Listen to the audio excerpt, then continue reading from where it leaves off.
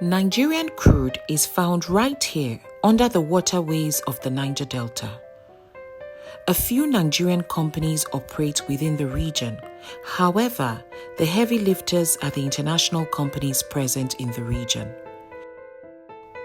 The Nigerian National Petroleum Corporation, NNPC, contracts suppliers under the DSDP Direct Sale, Direct Purchase Program to take out Nigeria's crude and swap for refined petroleum products.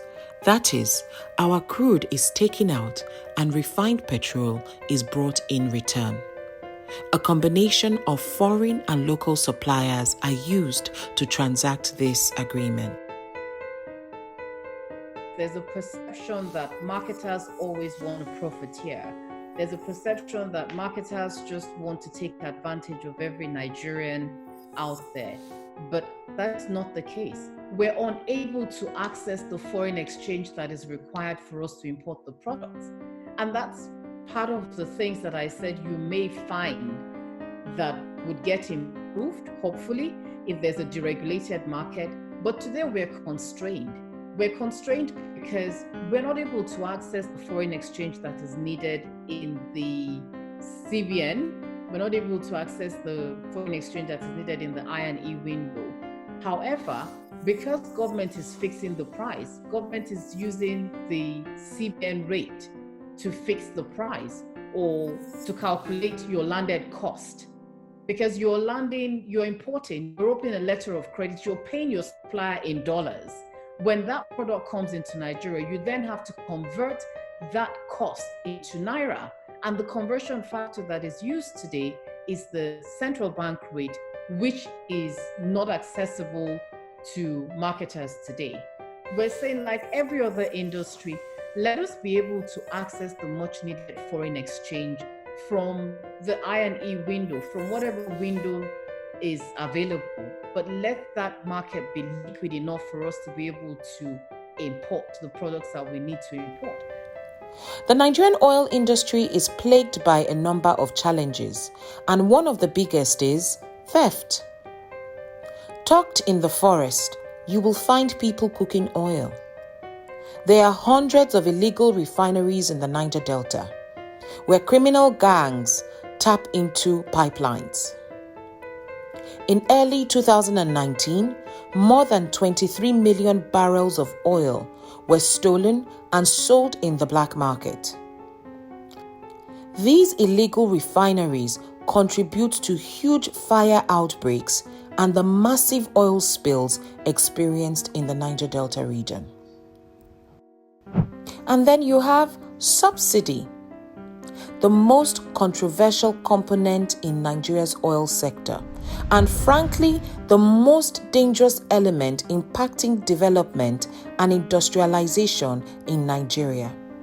So a system was put in place through the PSF, which ensured that whenever prices were going up, that government would refund marketers the difference between the landed cost of fuel and the price set by government through an organization called the PPPPRA.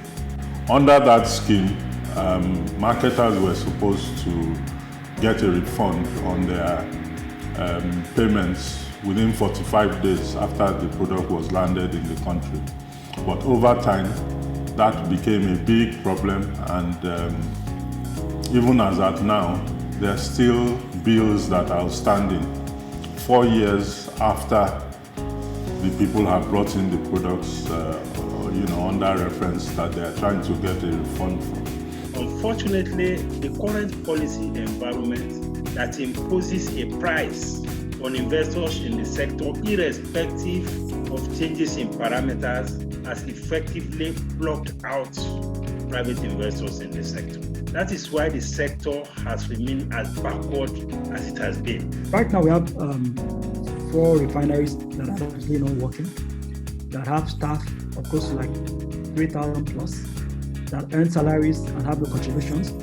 There's a lot of investment that is required in the whole value chain of this downstream industry. I talked about transportation of the refined products. I talked about running petrol stations. All these, there are investments made at all these various levels. More so on refining. Ideally, we should have many more refineries that are working in Nigeria so we wouldn't have to import. But again, when you fix the prices, just like I've explained earlier, you cannot adjust those fixed prices to reflect the expenses along the whole value chain. So therefore, somebody who invests in new pipelines, for instance, or in new refineries, is not going to be able to recover his costs because the price is fixed. However, if the prices were allowed to be determined by market forces, then whoever is invested will be attracted to bring in his investment. And the more you make it difficult by fixing the price, the less likely that you'll find people bringing in that kind of investment that we need, whether it's in refining, whether it's in pipelines, whether it's in delivery trucks, whether it's in petrol stations. All these things, the people who invest in them need to make a decent return on their investment. In response to these issues, the government in August 2000 set up a 34-member special committee on the Review Petroleum Product Supply and Distribution.